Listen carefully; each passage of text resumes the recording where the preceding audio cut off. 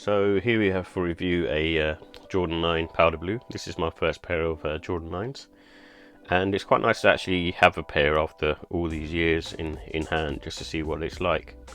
And but based on sort of initial looks and feels, it's more like a boot, and for that reason I think my younger self probably wouldn't have bought it. But as I'm kind of doing, sort of looking at sort of the Jordan 1 to 14 and seeing what they're like as an adult, I basically picked these up, and this is my first pair of Jordan 9, so it kind of gives me the vibes of what the Jordan 9 is sort of offering in terms of a silhouette. And like I said, because it looks more like a boot, it's sort of slightly different to some of the other ones, and it's probably more like the I suppose Jordan 12 and the Jordan 10 in that respect. So because it looks more like a shoe, you can kind of wear these maybe even sort of in the more sort of weather terrain, which is not so great.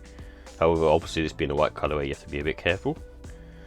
And with this one, I also like the leather. It's not like, I don't think it's kind of amazing quality, but it feels quite sort of thick to the touch, and I think it's probably similar to the what I would say is probably the Jordan 1 85s and maybe the Tech Grey airships.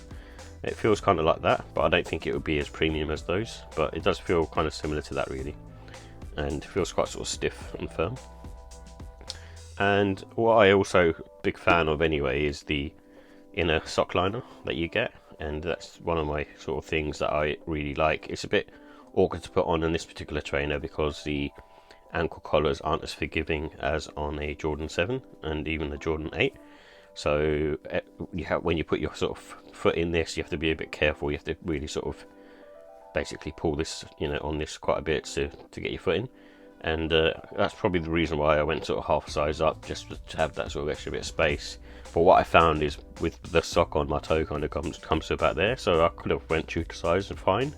But I decided to go, a half size up just in case, because it was my first pair. But all in all, it's a cool trainer, and I like the outsole as well with all the hieroglyphics on it, and the colorway itself I'm a big fan of because I like sort of white and blue sneakers anyway. So for me, it's a win-win.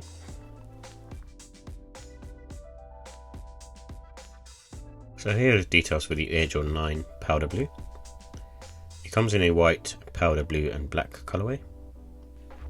And this has a EVA midsole with a rubber outsole, and it also has air units in the heel and also the forefoot.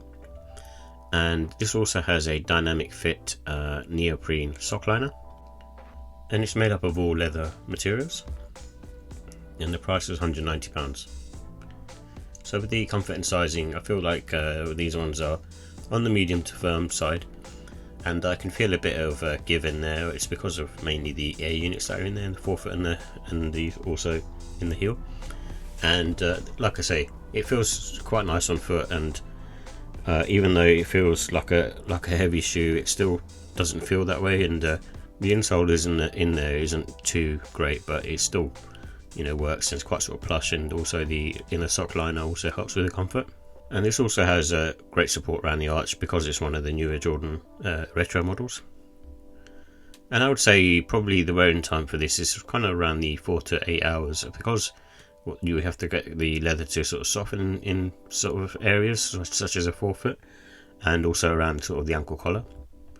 And true to size works for these in my opinion. I kind of put mine on feet, and I have quite a bit of room in the toe box, probably about half an inch, and I probably could have went down half size quite easily, and this is my first pair, so that's why I went a half size up.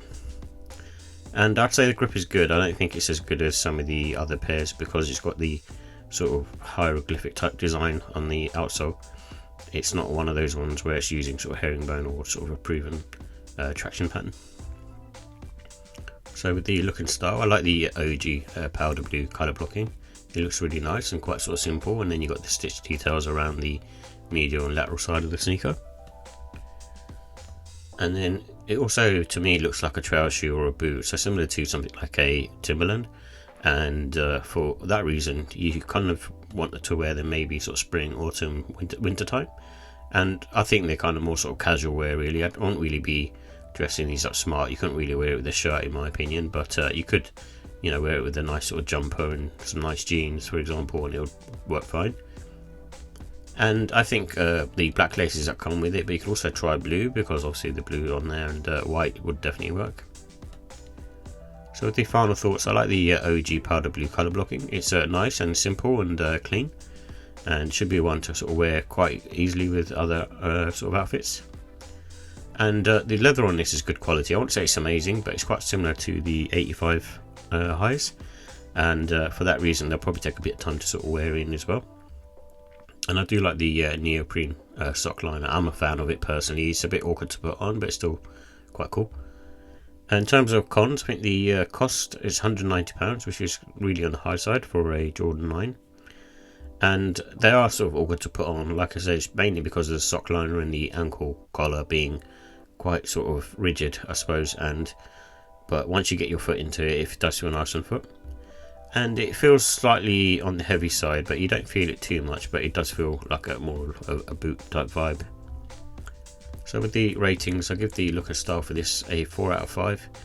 It's one of those ones where I think the Jordan 9 silhouette isn't one of the most hyped or nicer looking silhouettes, and that's the reason why I've given it a 4. However, this particular colourway works in my opinion as a boot.